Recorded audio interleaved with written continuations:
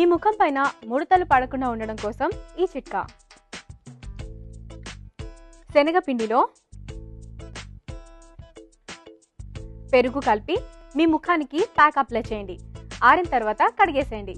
ఇలా చేస్తే మీ ముఖం పైన ముడతలు పడకుండా ఉంటుంది.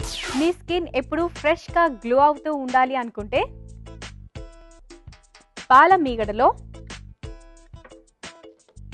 కొద్దిగా నిమ్మరసం కలిపి మీ ఫేస్కి మసాజ్ చేయండి. ఇలా ప్రతిరోజు చేస్తూ ఉంటే మీ స్కిన్ పై ఉండే డర్ట్ అంతా పోయి మీ స్కిన్ ఎప్పుడు ఫ్రెష్గా గ్లో అవుతుంది. కొంతమంది పడుకోబోయే ముందు తలకు పిన్నులు, క్లిప్పులు అలాగే ఉంచేసుకొని పడుకుంటూ ఉంటారు. అలా చేస్తే జుట్టు రాళ్ళ సమస్య ఎక్కువ అవుతుంది. అందుకే పడుకోబోయే ముందు క్లిప్పులు, పిన్నులు తీసేసి ఓన్లీ బ్యాండ్ మట్టుకు వేసుకొని పడుకోండి. అప్పుడప్పుడు టాయిలెట్ని యాసిడ్తో క్లీన్ చేస్తే గొంతు మంటగా ఉంటూ ఉంటుంది. అయితే గొంతు మంట తగ్గడం కోసం ఈ చిట్కా. నోట్లో ఒక పోక గింజ వేసుకుంటే సరిపోతుంది. గొంతు మంట తగ్గిపోతుంది. కాపర్ బాటమ్ గిన్నెలు, మూకుళ్ళు మసితో నల్లబడిపోతే